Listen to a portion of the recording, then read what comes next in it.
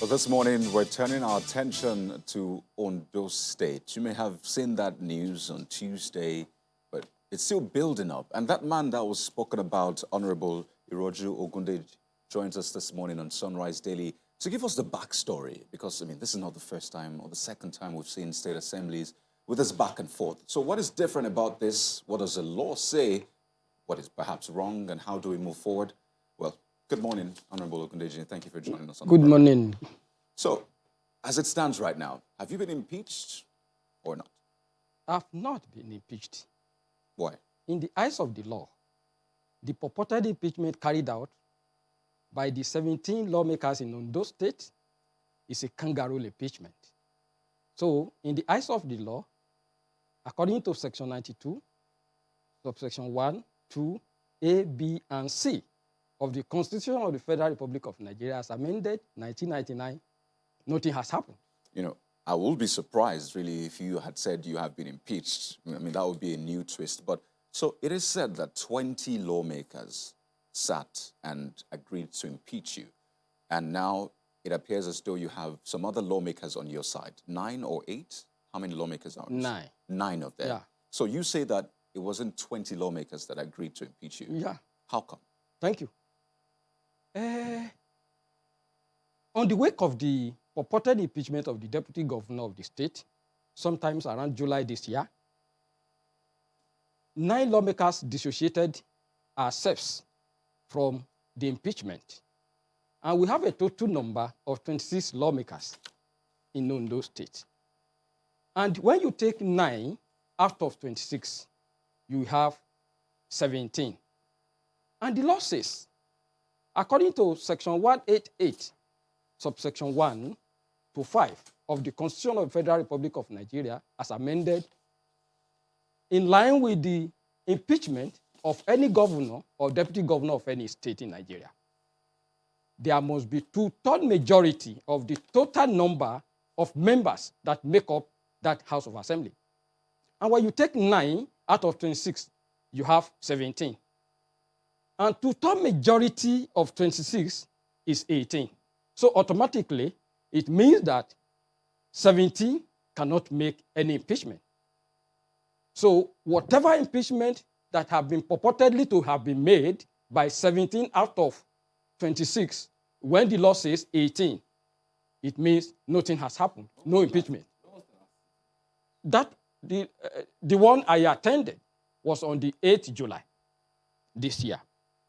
So the one I heard that they purportedly claimed that I've been impeached was the one that happened about 3 days ago. I wasn't there. You will recall. Any reason for that? Yes, you will recall that on the wake of the purported impeachment of the deputy governor, sometimes in July this year, precisely July 8th, the speaker, on the directive of the governor of the state, according to what he told me, suspended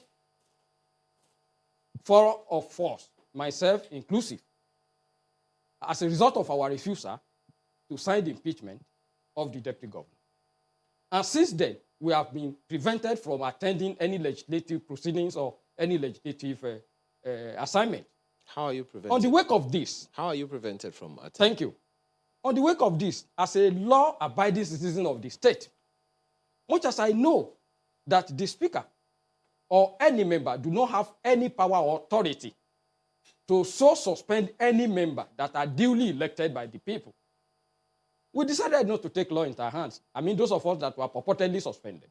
Then, we approached a court of competent jurisdiction in Ondo State, and the court gave us judgment. The court said they lacked the power to so suspend us. And the court reinstated us back to our legislative duties in the House and directed that all our allowances and salaries that have been withheld on the wake of that purported impeachment be paid to us. They even, the court, on his own wisdom, awarded us cost of 5 million naira for that illegal and unconstitutional suspension. Before you continue, Honorable, is this fracas or this crisis in the House, if one can call it that, Is it just about the deputy governor, or is there any other thing? What's responsible for all of this? What started it? Thank you. It's in the public domain. It's in the public domain. Kaude, no any other thing responsible for it other than the impeachment of the deputy governor. The House of Assembly has been in peace. There have been no any crisis before July this year. It was at the wake of the impeachment of the deputy governor that the governor tried to do that brought the crisis at the House of Assembly. And there couldn't have been any crisis if the 26 of us had agreed to that impeachment. But by the time they brought the impeachment and the allegation leveled against the deputy governor, Honorable Agbola Ajayi, 9 of us, in line with our conscience, we decided that the allegations leveled against this man are not genuine. They are just phantom allegations. And in order to honor the dictate of our conscience, we decided not to participate in the impeachment. And we wrote officially to the clerk of the House, to the Speaker of the House, and even to the Chief Judge of Ondo State, who is empowered by the Constitution to set up an investigative panel to probe, after which the House of Assembly must have sent a letter of impeachment to him or her.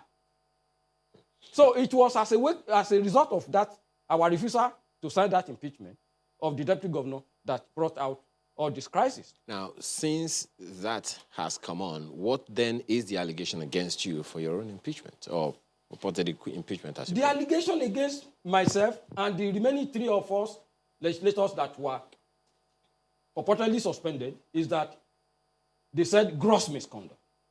What constitutes gross misconduct, we don't know.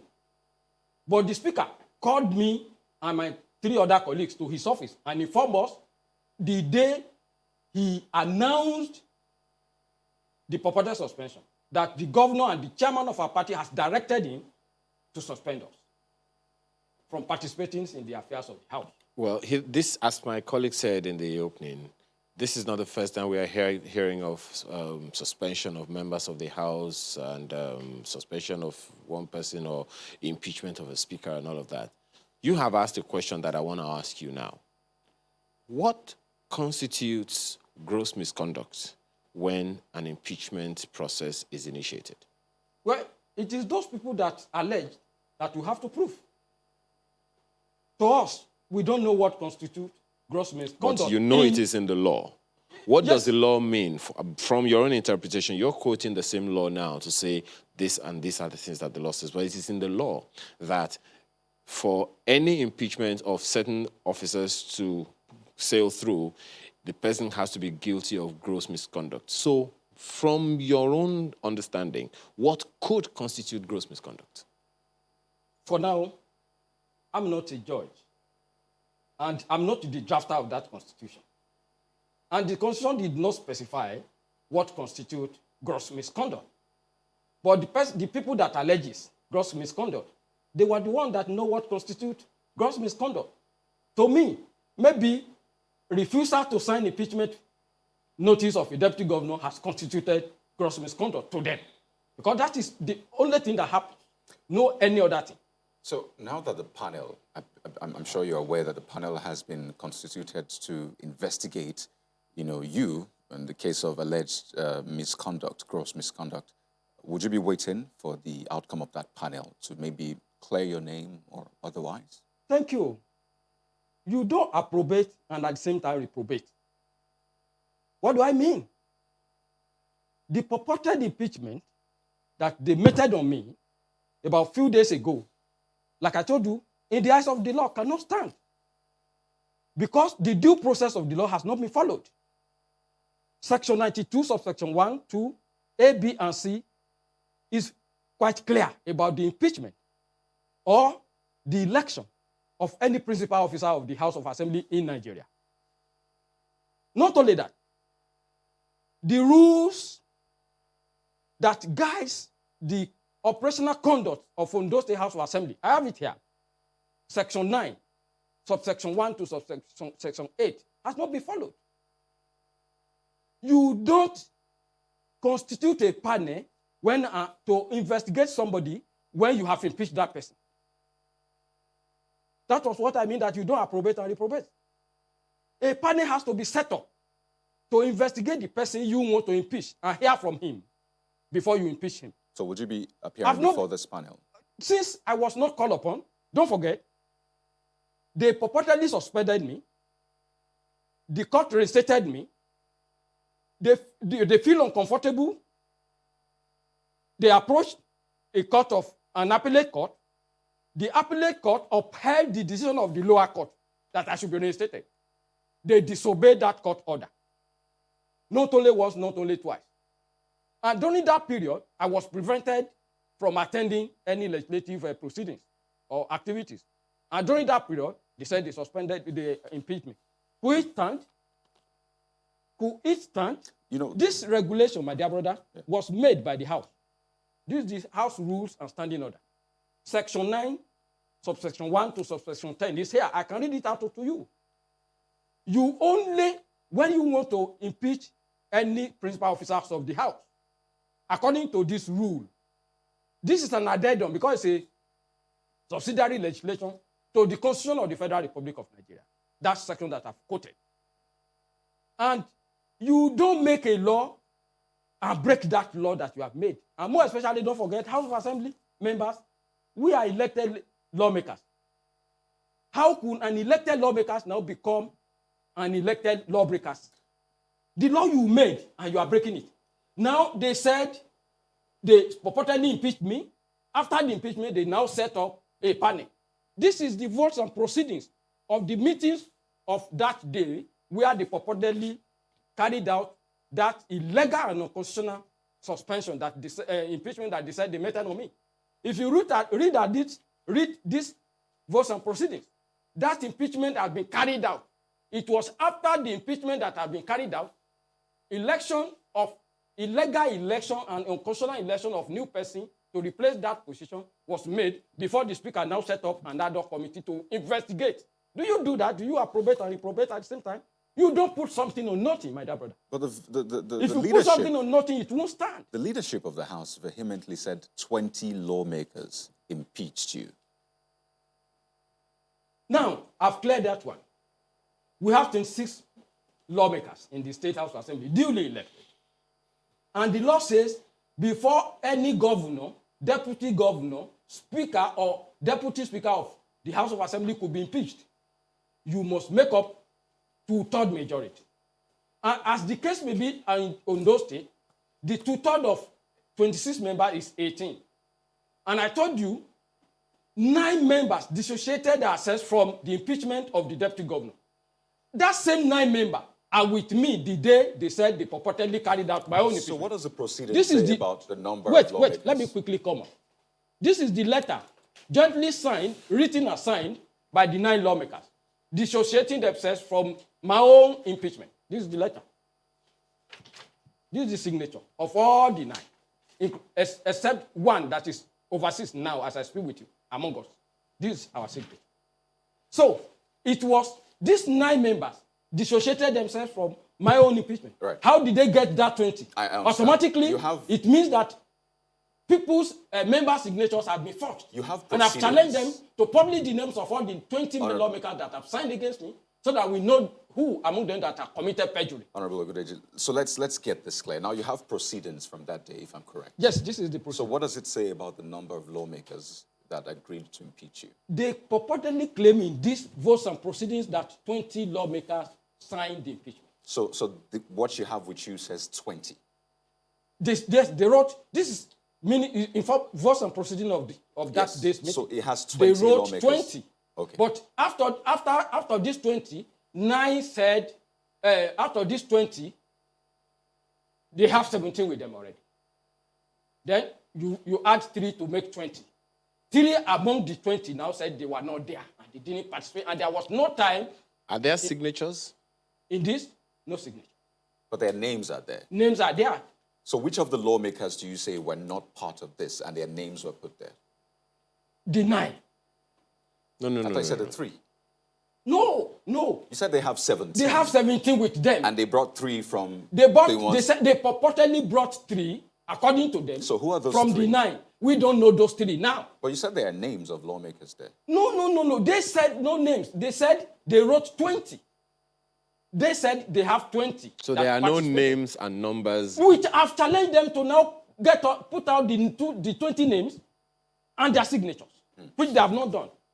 You know, okay, let's expand this conversation because we always need to get the other side of this. So we have joining us also Honorable Olugbenga Omonle, who's the Chairman, House Committee on Information, Youth and Sports Development, Ondo House of Assembly. He's joining us via Zoom this morning. Well, thank you for joining us on the program. I believe you've been following the conversation. Honorable Ogundeji here says what happened on Tuesday was unconstitutional. He says it wasn't 20 lawmakers, but 17 lawmakers, and by the Constitution, that does not stand. How do you respond? Thank you very much. Good morning. My pleasure to be here. I've been following the conversation, and I want to say categorically here that the suspended deputy speaker, the impeached deputy speaker is being economical with the truth. He doesn't have facts of what he's saying. Yeah, the impeachment of a governor, deputy governor, speaker, deputy speaker is enshrined in the Constitution in section 92(2), and it is explicitly stated that 2/3 majority of the House. You see, talk is cheap, but I will just go to the nitty-gritty of it. We had a parliamentary resolution on the 9th of November, and 20 members of the House Assembly were present, and we had a lot of deliberation, and one out of about 10 or 12 parliamentary resolutions was arrived at, and one of it was the impeachment of this, the former Deputy Speaker, Right Honorable Ogundeji Roju. 20 members attended, and they appended their signature.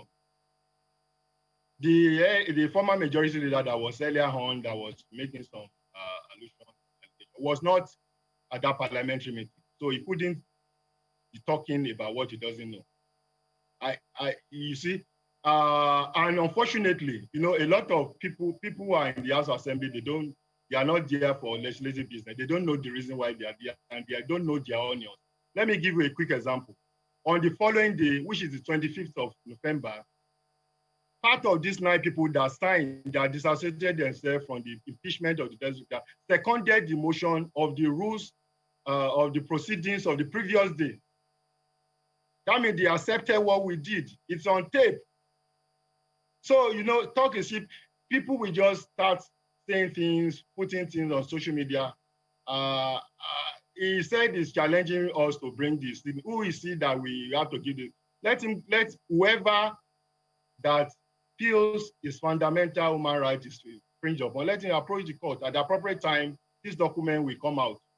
So he doesn't have the right to ask us to bring to him the signatories of that impeachment. He doesn't have that right. So is that the constitutional provision, having this parliamentary resolution? And let me quickly say this. Let me land on that question, Honorable Omale, just a moment. So is that the constitutional provision for impeaching a deputy speaker of the State Assembly, the process you just reeled out? Yes. Go on. I can't, okay. You ask him a question. He's a ranking officer. This is the second time in the House. You ask him what constitutes or what means, how do I put it now? That you ask him what is definition of misconduct, or what does he know about? He has presided over impeachment and suspension of honorable members before. So he's now hiding and telling us that he doesn't know what that means. He said the honors is on us to prove. At the appropriate time, we will prove. Ask him, he has presided over a purported impeachment of a Speaker of the House. And at that time, he knew what misconduct is, but now he doesn't know what misconduct means. Well, what he also said, well, you have to take the question that my colleague asked you later, but quick one on what he just said. What he also said is that there is no details in the Constitution or any law of what the gross misconduct means, but that anyone who alleges gross misconduct has to define what it means. Maybe at that time he had a definition for it. Just a moment, Honorable. So in your own from your own perspective, being part of the process of the gross misconduct allegations that led to his impeachment, purported as he says, what are the consequences of that gross misconduct for which he has been impeached? One,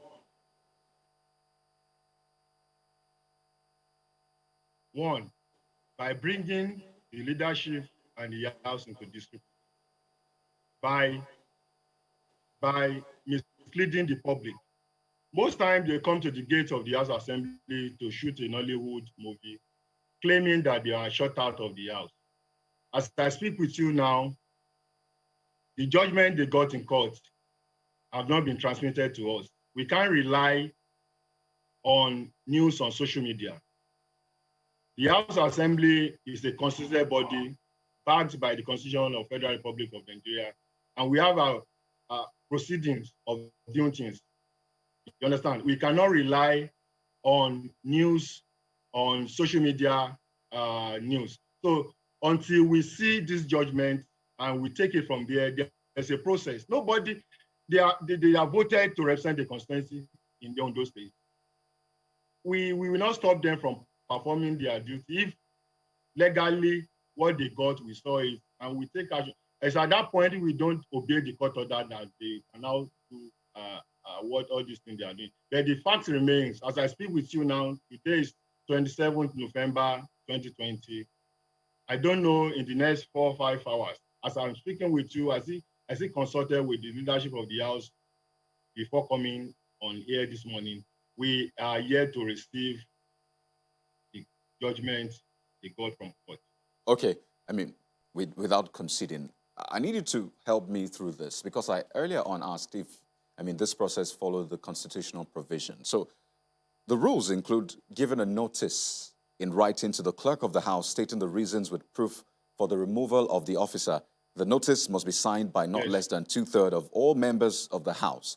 And the notice shall be given to the affected officer not less than 72 hours to respond in writing to the allegations. Was that done? Yes. So you wrote to him to respond to the allegations. Am I correct? Yes.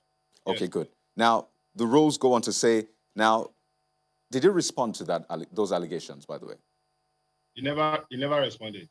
Okay. Now, a member shall move, well, the rule says that you are meant to circulate the response, which you said he did not give. Now, a member shall move a motion which shall be seconded for the investigation of the allegation. Was that done? Exactly. Who did that? Was it done by the panel you just set up or another panel?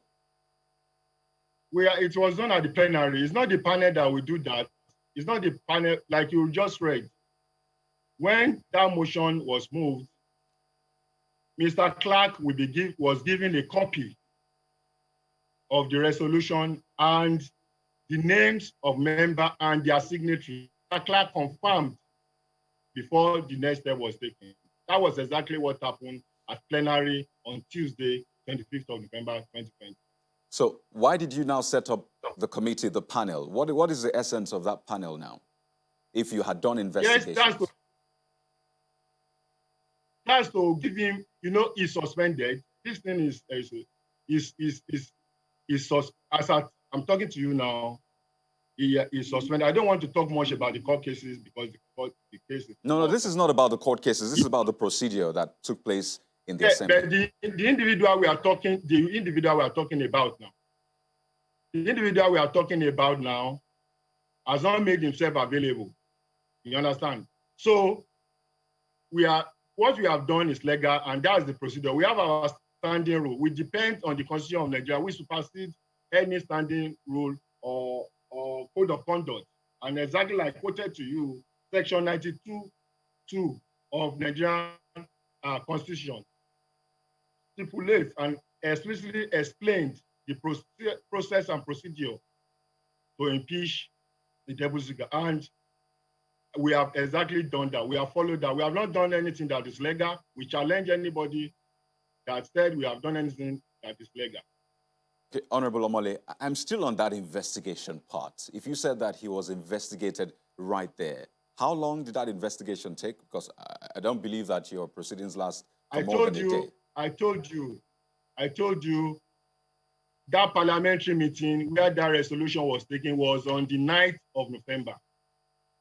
9th of November to 25th of November. You know how many days? We are not desperate to impeach or to suspend anybody. It doesn't add any value to any of us. It doesn't. Pardon me, just before we go on break, let me just clear this. Pardon me. When was the panel set up? I can't say exactly now. But you mean which panel? Which panel? The panel to investigate. This panel was him. set up.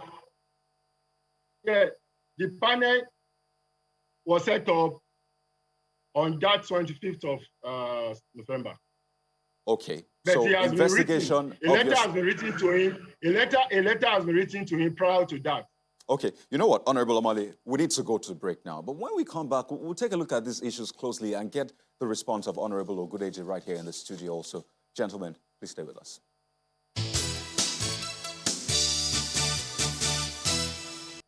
Welcome back. Well, we're still taking a look at what went down in Ondo State House of Assembly.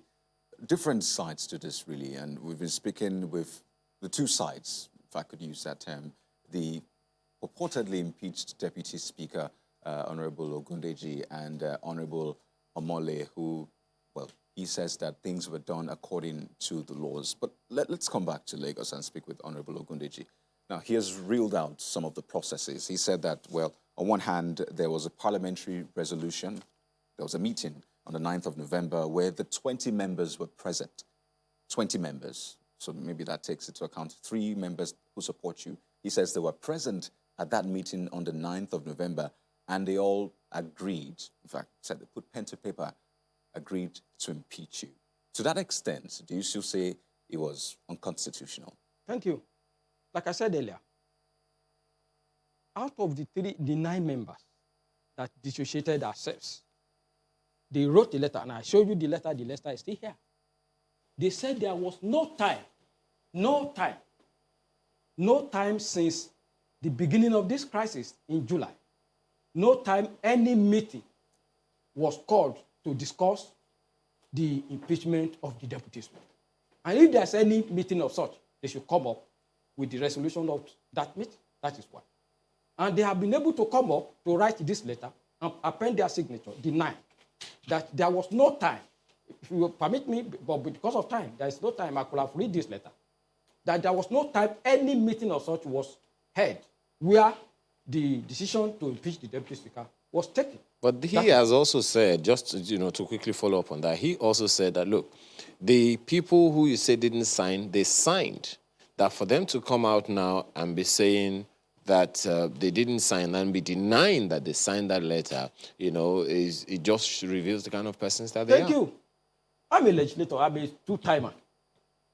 I know the rules and regulations that guys more especially the impeachment of the principal officers. You don't sit down at the parliamentary to do any impeachment. It's against the law. We have what we call parliamentary meeting, and we have what we call plenary. The plenary is the open gallery where the legislators, the meetings of the House is carried out.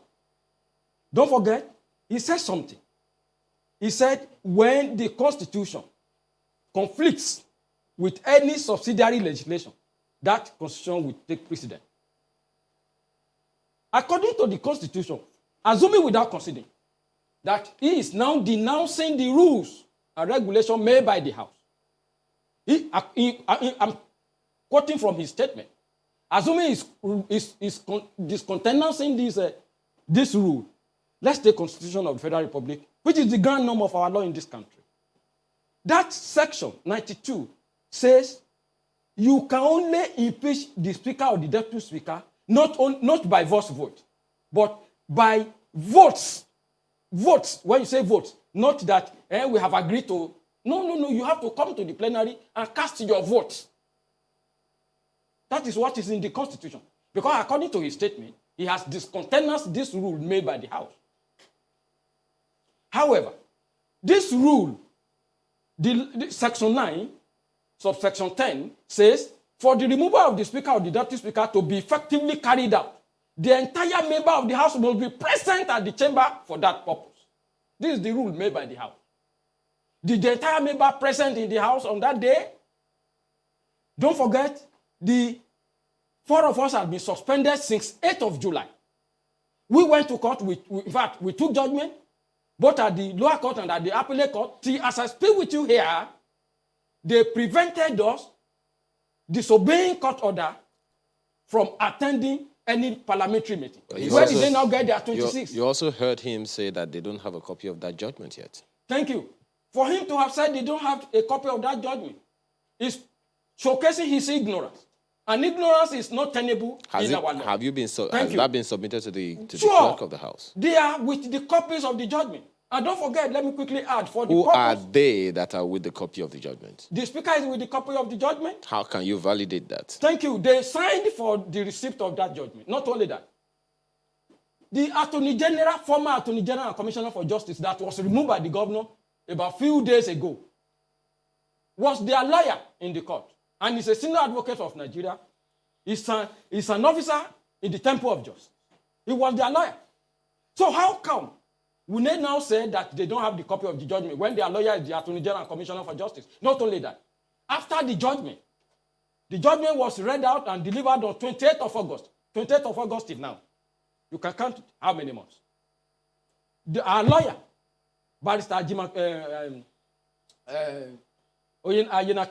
wrote officially to them. They duly signed for it since August. The judgment they are claiming that they have not got. Okay. Now, Not only that, when it was on the 18th of this month, the appellate court upheld the judgment of the lower court and further order that they should abide with the judgment of the lower court.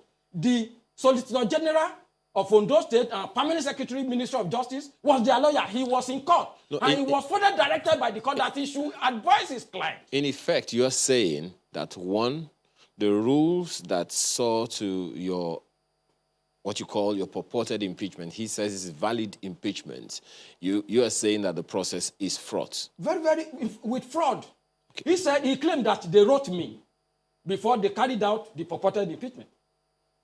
My dear brother, Ayo, somebody that has been illegally suspended since July, somebody that who have prevented from attending legislative proceedings since July this year to date, somebody that the court ruled in his favor and you refuse to obey that court judgment, you now say you served him with a letter.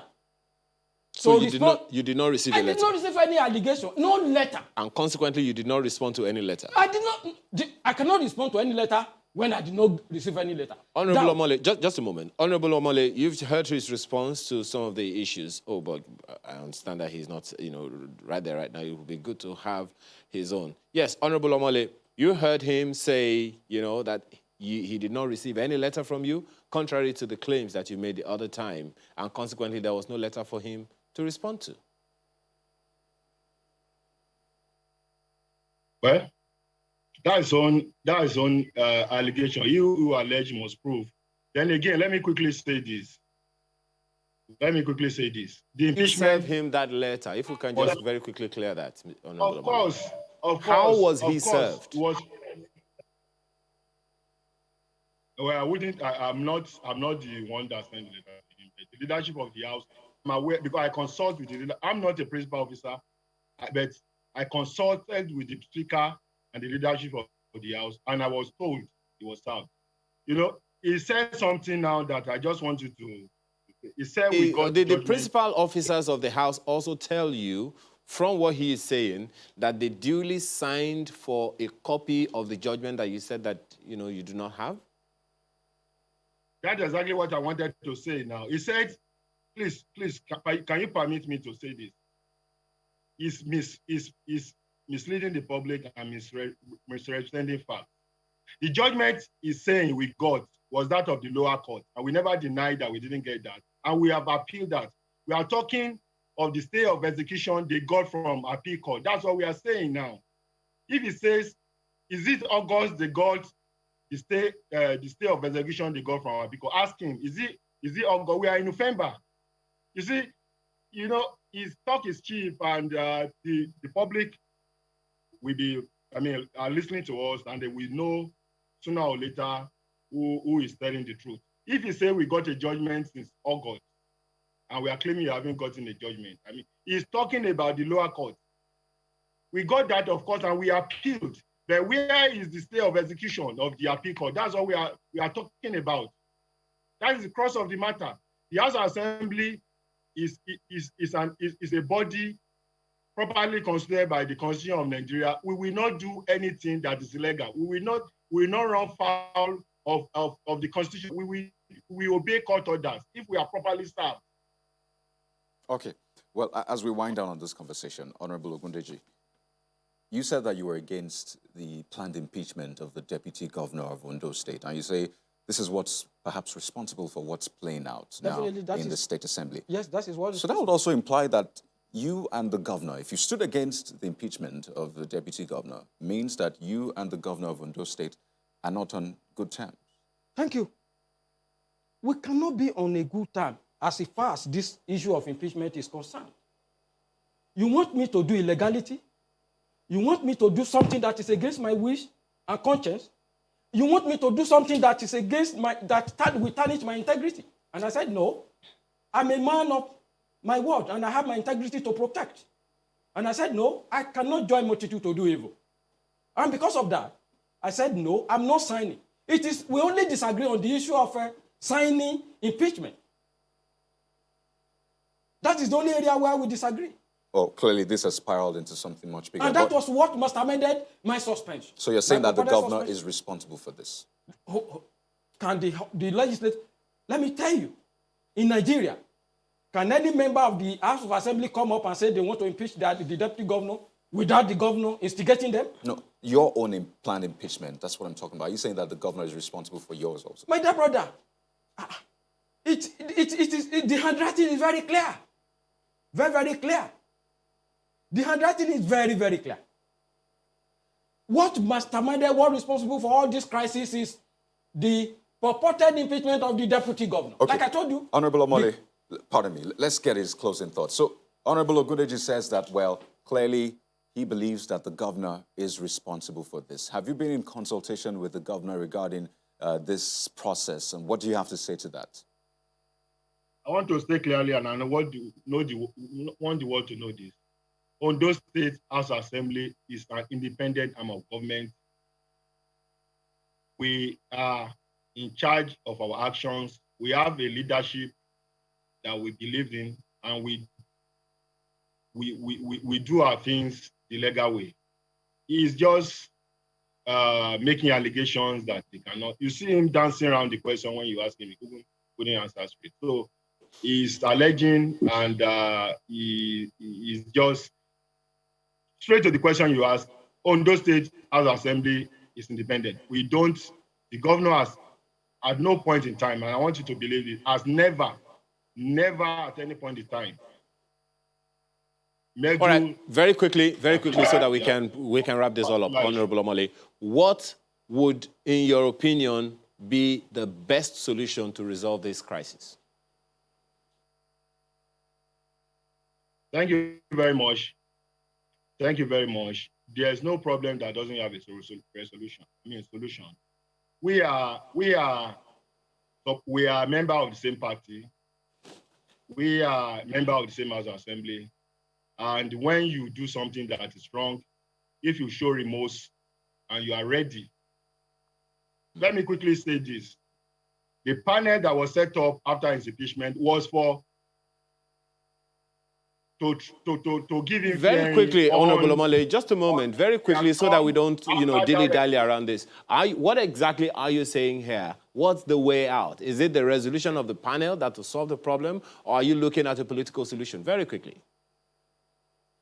Well, I will not hold forth for the House Assembly, but I will, as the spokesman of the House Assembly, like I said, there's no problem that where the political solution could be in the open if they are ready. Okay. All right. All right. Yeah. Thank you, Honorable Ogundeji. For you, what will solve this problem? Because, as you know, this whole thing is denying certain constituencies of their rightful, representation in Ondo State. What is the way out of this impasse for you? Thank you. Like I told you earlier, the way out is for the lawmakers to obey the law. When there's a conflict between two arms of government, the other arms of government, which is judiciary, in fact, their own function is to interpret the law. And we've been to the judiciary, they've interpreted the law, and they've made a decision. But they refuse now to obey that law. And not until when they obey the law. All right. Well, so, in view of this, there is no problem at all. They should go and abide and obey the law of the land. Not only that, let me quickly add this. He said something. He said he heard from the leadership of the House that is of not the no. And hearsay is not tenable in law. That automatically is coming on here to misinform the entire world that he's only in the House of Assembly, he doesn't know what is going on in the House. Well, Honorable So it's unfortunate that this kind of a man is representing the entire Ondo State House of Assembly, an arm of government, and is being a spokesperson of the House who does not know what is happening in the House. We have to wind down on that note, but we'd like to thank you so much, and we do hope for a resolution. Honorable Iroju Ogundeji, as well as Honorable Olugbenga Omole, thank you so much, gentlemen, for your thoughts on the program. Well, we'll go to break right now, and when we return, we'll turn our attention to another topic. Don't go away.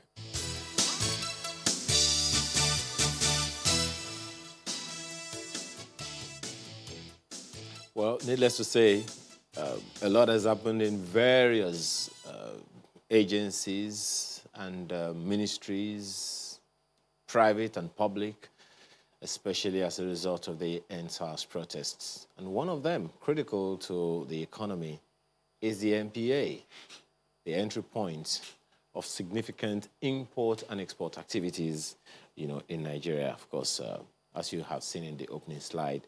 The Managing Director, Nigerian Ports Authority, joins us this morning.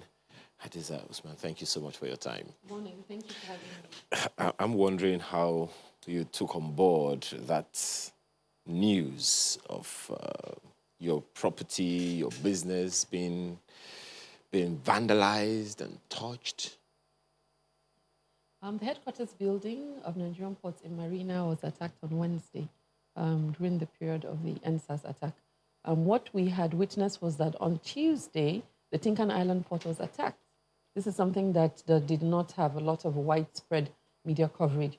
So we had hoodlums trying to gain entry into Tinkan Island. That was on the Tuesday before the curfew. So the Commissioner of Police for the Western Command of the Ports deployed the mobile police, and it was quite a very, I'll say, challenging attack on the Tinkan Island port. We had one of the policemen who was fatally injured. He passed on after a week of being hospitalized following the attack on Tinkan. So to our minds, we were more concerned about the critical infrastructure, the port location. So we deployed the necessary security support to Tinkan Island and Apapa ports. We got Nigerian Navy to provide backup on that Tuesday night to ensure that Tinkan Island was protected. We had two incidences of attack on Tuesday to Tinkan Island. The hoodlums were repelled, they went back, they mobilized, they now returned again to Tinkan. So we were quite aware of the, I'll say, interest of the hoodlums to get into the port location. So to our minds, our corporate headquarters did not seem as I'll say, a vulnerable place, a place where we need to sort of beef up security beyond what we usually have. We were more keen on preserving the port locations because that is where you have investment. That is the, indeed, gateway to the Nigerian economy. Ours, the Marina, is corporate headquarters. Yeah. But looking at the destruction, that on the screen right now, it is definitely something. And of course, you said that the insurance companies are already looking into the books. Yes. Any valuation yet of how much the rebuilding is likely to? No valuation yet.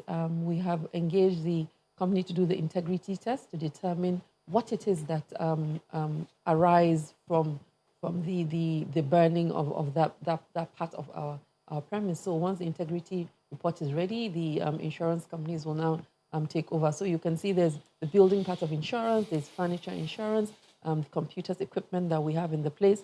There are also vehicles that were burned, 27 vehicles were burned within our office premise and our car park. We also have 3 numbers that were looted, they were taken away.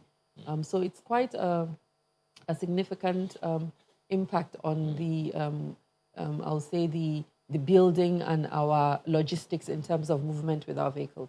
Any idea how much? I mean, Lagos State government hasn't done valuation. Let's put it to 1 trillion. We cannot say. We don't have a valuation of exactly how much it is. Once. But any idea? No idea. So you can extrapolate. If you say 27 vehicles were burned, out of them you have 10 of them are Camrys, 7 of them are Hilux vans, 6 of them are Jeeps. So in that way, you can have an idea of what it is. But in terms of details as to what it is that we would get from the insurance companies, we're not clear. But once we have those numbers, we'll make them public. We are a public entity, so everything that we do is meant for the citizens to know.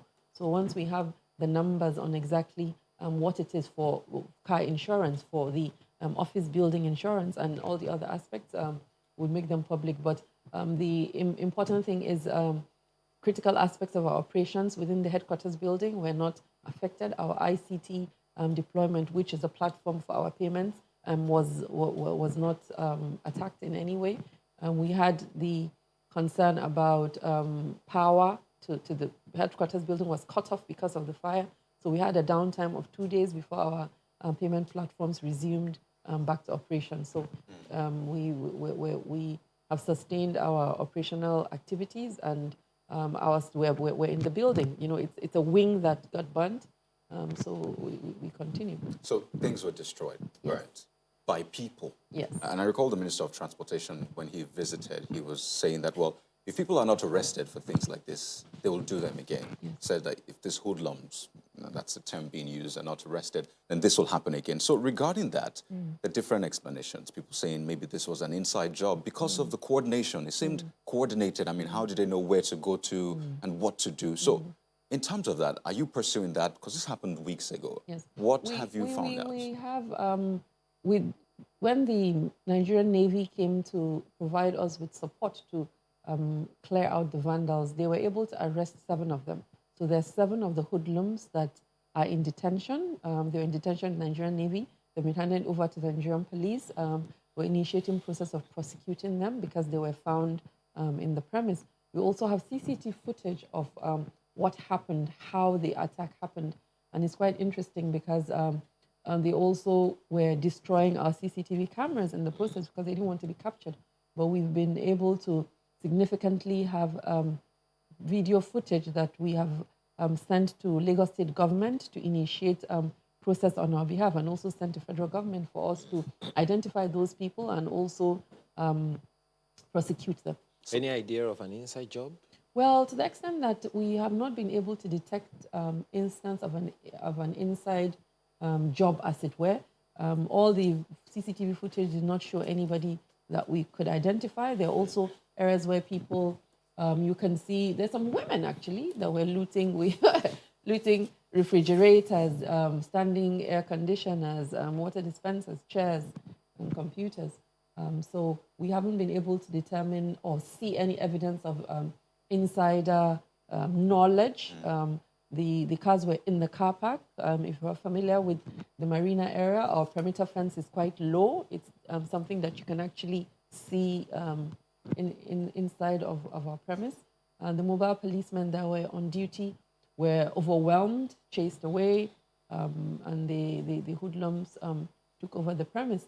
They were in the location for about 2 hours. 2 hours? 2 hours, yes, before we're able to get the support from Nigerian Navy to arrest the incident. Most certainly, I don't even know how I would cope if I had to be in there, but let's take a break, for some messages. When we return, we'll continue this conversation and look at some other activities that will be of interest to everyone. Do stay with us.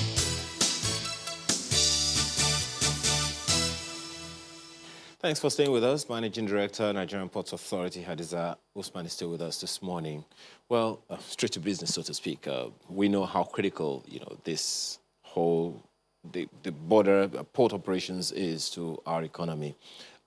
Would you say that the ports is back full stream now, or you're still kind of getting into the flow? Back full stream from within COVID period. No. COVID, because it's a quagmire, so to speak. Yeah. So within COVID, port operations globally sustained activity. So there was, we continued, vessels were calling into the ports. The challenge that we had within the critical part of the lockdown was the whole value chain, because port operations were open on the one hand, and then, for example, banking services were not open. We had to intervene to get banking services open.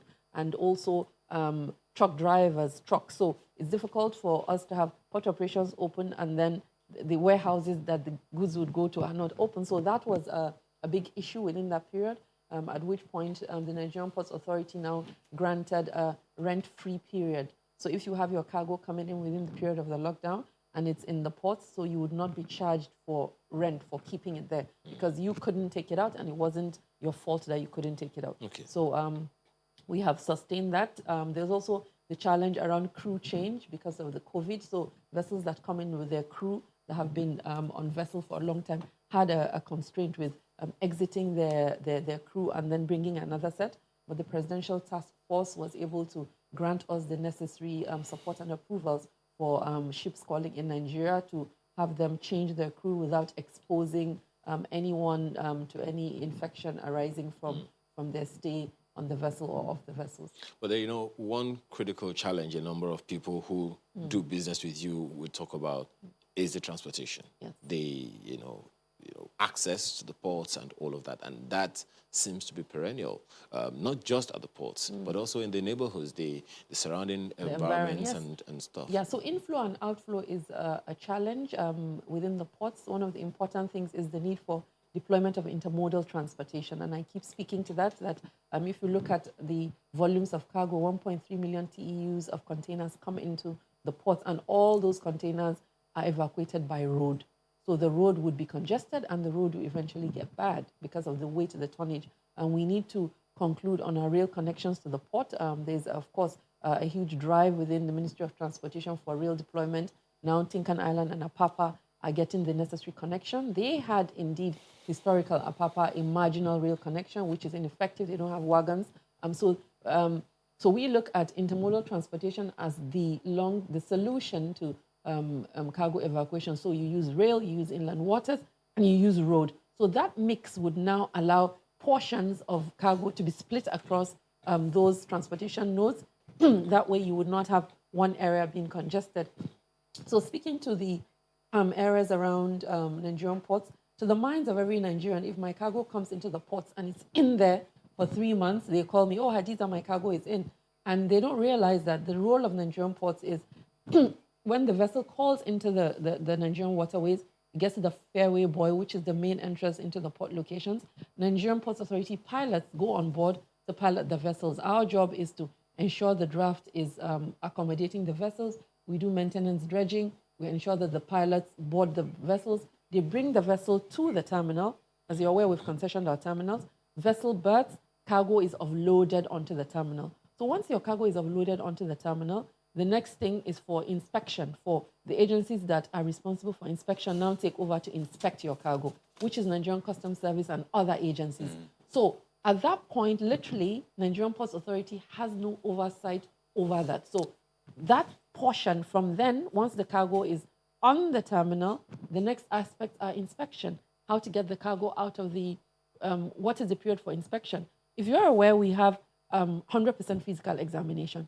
So if in your mind you look at 1.3 million TEUs are being inspected physically, meaning staff of Nigerian Customs would come, open the container, check it. So how fast can we do that to enable you get your cargo? Because there should be a way to do that more There's effectively. scanners. Scanners are used globally for that. So if you have scanners, the containers will just drive through the scanner, and then that's it. Any information that is needed by customs and every other agency, you'll be able to see that, and that's it. So why don't we have this? Well, Nigerian Customs is responsible for providing the scanners.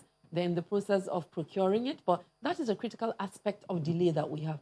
And then when you go to the exit in the ports, road connecting into the ports and the that is also not under Nigerian ports. For example, the roads approaching the ports are Ministry of Works.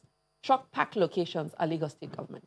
So our key performance indicators are tied to other people's performance. So my KPIs can only be achieved if customs deploys a scanner. You know, if I see Ministry of Works corrects the road. I see what you're doing there, trying to apportion the responsibilities. Yeah, no, it's not apportion. It's for people to understand and for all of us to ensure that we're all held accountable. At the end of the day, we're all government. So government needs to provide the necessary infrastructure for citizens. So on the backside, we have to push customs to have scanners. We have to push Ministry of Works because as a citizen, I don't want to know you're all government. Just so that raises the issue of synergy between those agencies. But we can't take away the fact that people still go through, they'll say hell, just to go through the process. They talk about, you talk about congestion. Yes. But for the average business person, they have gone through a lot just to get those goods to the brink of Nigeria. But then getting it from that point just to the roads, which is, just how many? Just to their warehouse. Just to their, in fact, to the roads, which is just a few kilometers, is huge. Some of them have to pay 700,000, a million naira. So to the issue of congestion, which is big, I have people who have told me, well, I still have good stock there. I remember you were talking about, overtime cargoes, how to do away with them, talking about auction. But is there a solution, really? Because that is the major challenge of importing. So when you look at solution one is we have intermodal transportation, splitting it across rail. Two, within the Lagos area, we need to have E-callup systems and truck parks that are designated for inflow into the port. So what I mean is when you have trucks on the road, our idea is you have E-callup. The only reason why the truck would be on the road if it has been called up to go and pick up a cargo. So you don't have trucks milling around the port locations. Right now, truck drivers drive to the port locations and they're there for days. And in a lot of instances, they're there marketing the fact that, oh, my truck is a day to the port, so come and give me cargo. So we must have an E-callup where the truck parks are linked to the port location. So the truck can only start going to the port if it's called upon. So that sort of E-callup deployment is what we need to do. We've concluded that in January, we're going to unveil the E-callup system. We're in partnership with, we're using one of our terminals as the entry point. Lily Pond would be where the trucks would have the final clearance into the port, while Lagos State government is providing larger trailer parks within within Lagos for it to be the hub where trucks will sit and wait for clearance to go into the port. So that would create a level of sanity where the whole area is not congested and people are milling around. Within the Papa area, I'm sure you're aware, we also have the tank farms. There's an incident where the Ondo tank farm caught fire. So there is that area of petroleum products also going into Papa. So we have layers of, one, the port entrance, two, the entrance for petroleum products within that area. So the soonest we can have some restitution is January. January is when we will unveil the E-callup. So when will it be? It would start. So when will the truck park that Lagos State government would provide to enable the larger mop-up? So if you understand, there's a large trailer park where like 1,000. Yes, they're using Orile trailer park, which they say would be ready in 3 months. Orile is the Ahmed Bola Tinubu trailer park, would be the hub where the larger trucks would come. You drive from there when you're called upon, you come to Lily Pond or Tinkan Island trailer park, then you gain access into the ports and outside. So quickly speak to the issue of overtime cargo and the need to auction. That's an integral part of the concern we have. Cargo come into the ports and they're not cleared, and they remain uncongested because... But they're not cleared, not because, imagine I spend so much to get the goods into Nigeria. Yeah. My desire is to get it close to my warehouse as quick as possible. People abandon the cargo. Because they say that there's so much bottlenecks. In fact, some people say it costs ×8 the amount of importing just to get it out. So if you have it as ×8 and you decide to abandon it, meaning you don't want it anymore, it should not remain in the ports. So when you abandon it for whatever reason you have, the cargo is to be moved out of the port to a government warehouse where Nigerian customs would auction it. So the challenge we have now is that the government warehouse in itself is full. So Nigerian Customs Service needs to now auction those cargo to enable more of the overtime cargo being moved out. So if you have cargo... Yeah, my apologies. Is there anything that then can be done to encourage the businesses? Because if the amount spent to import is way less than the amount they will need to clear the goods, that's definitely well, the a concern. amounts needed to clear the goods are fixed. Customs has their charges. That's What is officially. No. What the concern is to do with moving the cargo. So if they say, I brought this and it's taking me X thousand to navigate going into the ports. So that is usually the issue, that the cost of renting a truck into the port and out is so high because the trucks are in traffic for days and they charge higher. Just a moment, madam. You know, there's this ease of doing business index, and the conversations over the years has been on about that. Yes. And then, so I guess you know about that, the PEBEC, Yes. committee that the president set up under the vice president's office to do something to ensure that we reduce the number of stops that people have to get through. So there's an executive order, Presidential Council of Ease of Doing Business, where... Is there any way that is affected? Well, it's more to do with compliance, and I keep saying it when we have meetings with the Vice President, because he's the chair of the PEBEC, Presidential Council on Ease of Doing Business, is the need to sanction non-compliant agencies. So to the extent that there's a directive, an executive order, which speaks to the need for having one single interface for inspection. So what it says is, all agencies of government, you do one inspection, and once you've cleared that cargo, nobody should stop the cargo again. But in this instance, we have continuous incidences where cargo is inspected in that one stop. Once it gets to the gate, it's inspected again. When it gets to the road again, it's inspected again. So that in itself Who are the... So there are several agencies that are non-compliant. So my position to the Vice President and to Ease of Doing Business, you must sanction for non-compliance. If a directive is given, an executive order, and an agency just does not do that. Which agencies are these? There are quite a number of agencies that do that. For example, you have Nigerian Customs Service retains having an inspection at the gate. They retain having a highway patrol. Nigerian Customs references that as the fact that it's part of their act. This is their justification because we've had those extensive back and forth on the need to reduce it. They said that their act allows them and enables them to do inspection wherever they deem fit. They also reference the fact that there are certain instances of arrests that they've made of illegal goods that were done within those inspections that they do outside of the one-stop shop. So there are all these, I'll say, submissions that are being made. But indeed, we must ensure sanctioning for compliance and non-compliance, or then change the executive order. Speaking of sanctioning, yes. I mean, I still go back to the overtime cargoes because, for example, the president of Shippers Association of Lagos says that, you know what, clearing those goods, that shippers must get extra funds for distribution to corrupt platforms in the ports, which is one of the reasons those goods are abandoned in the first place. So, which lends credence to what I was saying. It is not the interest of the business person to leave those goods there. So what are you doing to ensure sanctioning? So if we speak to corrupt platforms, I'm keen to know what corrupt platforms in the ports. What I'm aware of is we have an issue where transversing into the ports is where people are giving police and officials on the road to get into the ports. That is what I'm aware of. Any other incidents of corruption inside the port as it relates to the clearance of the cargo, I'm not aware of that, but I'll encourage for the head of the Shippers Association to bring that to our attention. So that area where getting into the ports, you need to keep paying officials like police, last month, all of that thing around transversing the port corridor is what we seek to address by having an E-callup system. So that is what we seek to do. So any other such corruption within the value chain would be keen to see where it is so that we can address it. And as I mentioned to you, Nigerian Ports does not supervise clearance of cargo. Nigerian Ports does not supervise inspection of cargo. So that is completely outside of our own jurisdiction. Areas that we are concerned is to ensure that the terminals remain available for more cargo to come in. So if we have too much overtime cargo in the terminal, it means that offloading will be difficult because they have nowhere to keep it. So we're keen to move any overtime cargo out of the terminal to the government warehouse. And that government warehouse needs to be freed. So it's like you bring it in, you auction, then you bring in more overtime cargo. So we are keen to ensure that there's space within our port to enable us have more cargo coming. Just to speak to also the areas where we need to improve on our own operational efficiencies is the need to have our terminal operators have the necessary equipment, the necessary development plan.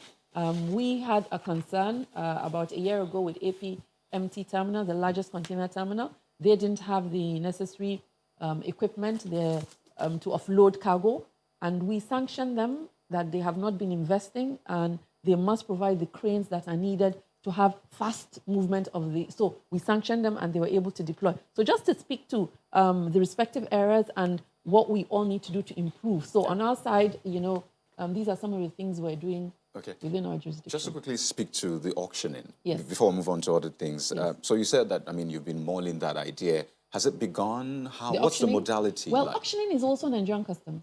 We don't auction. All we do is the cargo is over time, it's spent X number of days, so we now move the cargo. 200 containers moved to government warehouse. And at that point, customs now would auction them.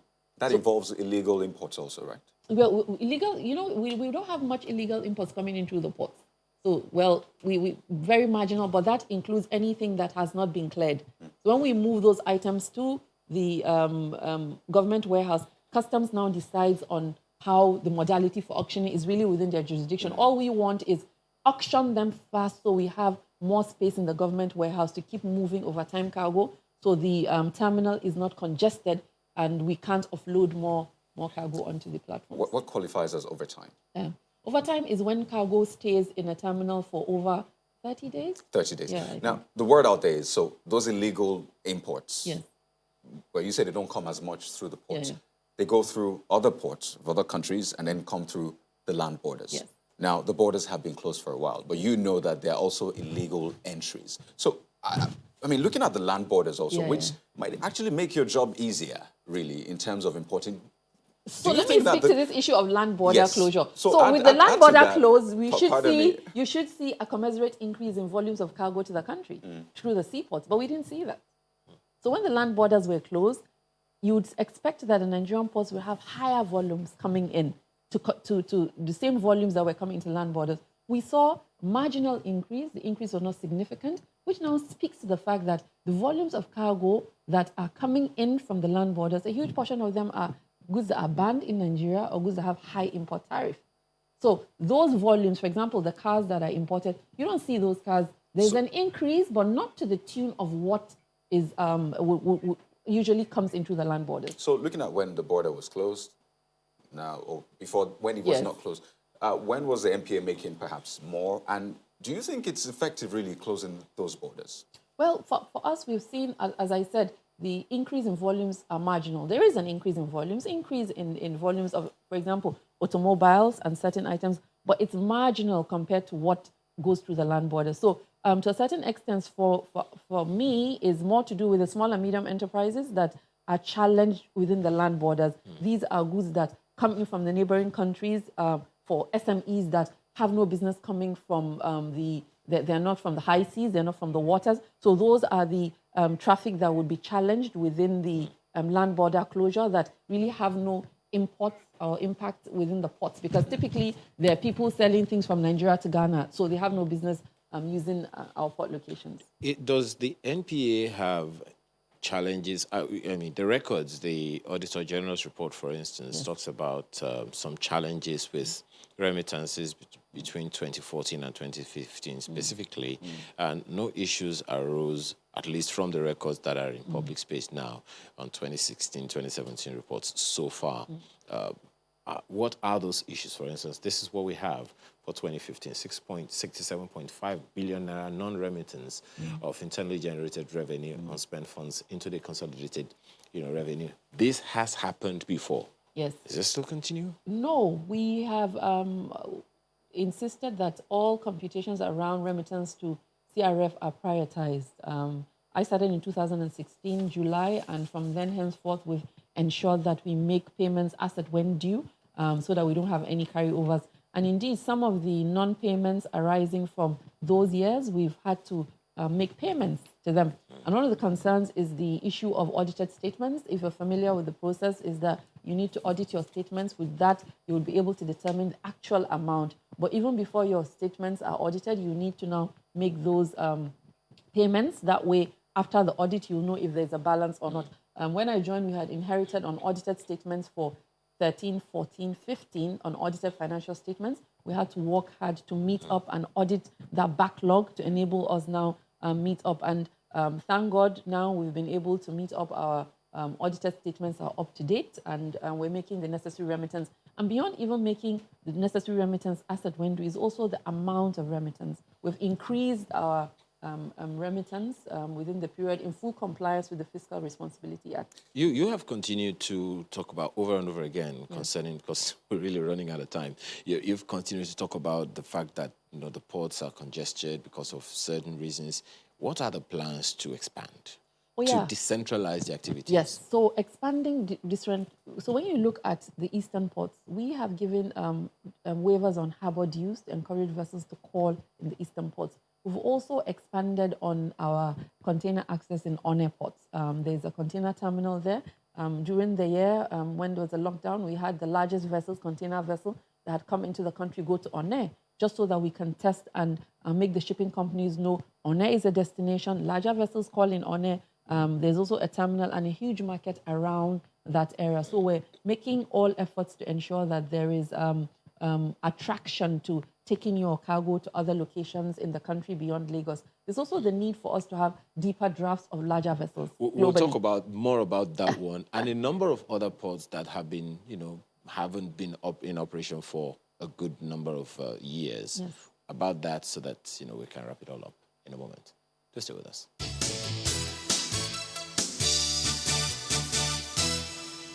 Clearly, we will not be able to finish this conversation, but just so we'll put that out there. But Hadiza Usman, Managing Director, Nigerian Ports Authority, is still with us here now. So we're talking about, those, ports that haven't been used in a while. Have you been able to identify those and then the challenges with them and the plans to revamp them? Yes, as I was mentioning, we need to have deep sea ports, meaning ports that have 60-meter plus draft. That's where the world is going for. Economies of scale, vessels are built larger. So, for example, right now we have vessels that call into neighboring countries, large vessels, and then they put on smaller vessels to bring to us, because our deepest draft is 13 meters, and vessels now need 60-meter draft. So we're keen to push Lekki Deep Sea Port so that we can have a large deep sea port within the area. There's the Ibom Deep Sea Port that is also coming on stream. There's the Bonny Deep Sea Port. So having those deep sea ports are what we actually need now, because 30-meter, 10-meter draft ports are really not what is going on globally. As I mentioned, we're encouraging vessels to call into the eastern ports. There's also the understanding to recognize, for example, Calabar Port. Calabar Port is 10-meter draft and is currently at 6 meters. We had planned to dredge it to 10 meters. The cost of the dredging was about 50 billion, and we couldn't justify that. And you're dredging 50 billion to 10 meters when the world is going to 16 meters. So that doesn't quite... It doesn't really add up. When is the earliest time we can have deep sea port in operation? Lekki Deep Sea Port 2022, third quarter 2022. That's what we got out of Lekki Deep Sea Port last week. The other deep sea ports, we don't have a specific timeline for commencing commercial operations, but with that, they're firm on concluding. Right. Let me quickly take you up on this. It's been on, this question about 2007 technical trainees, Yes. and a couple of them that are concerned about entitlement and reinstatement. Are you looking into that? We have looked at it. We have the issues around the industrial court. We have made our submissions to the National Assembly for them to recognize that Nigerian ports today would not be able to absorb those manners of staff, and we've encouraged them to apply as it were. But we're clear on our position on that. We inherited that position and we have maintained that. So for now, you're maintaining status Yes. quo. Okay, you talked about auditing earlier on. Recently, if you'll be following the proceedings at the Senate, I recall the Senate committee specifically asking the Auditor General Yes. to look into your books. Yes. And you said that there's been some form of auditing. Yes. So by who? And if the Auditor General, let's say when he looks into your books, what will he find? Well, I encourage audit function. I encourage people to look into our books to highlight any, if there are any non-compliance with the audit process, we would look to comply.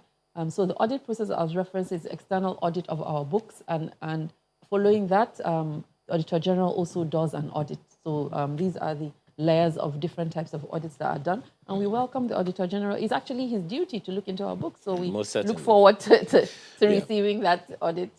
Very, very quick one. There's this thing you mentioned about collaboration of all agencies of government. And are you looking at ways of ensuring that such representation of those other agencies happen at the ports, like on the ports and the rest of them? How far so far? Yes, there is. Within they have the meetings in the ports and collaborating and doing what is required within their own position as foot soldiers. But on the other level, we need to synergize the timelines of our reform initiatives. So if we have, for example, the need for scanners, so customs is understanding the urgency for the scanners, so they know we must procure urgently. Understanding the need to deploy the single windows, deploying that. So that understanding of the whole ease of doing business value chain is key, so that we can all ensure that we're at the same pace. So if my key performance indicators cannot be achieved because the real project is slow, so I have to make sure that the real project is faster. Okay. And if we are unable to use the inland waterways, I have to make sure that LASWA, Lagos State Inland Waterways, NIWA is doing what they need to do on inland waterways and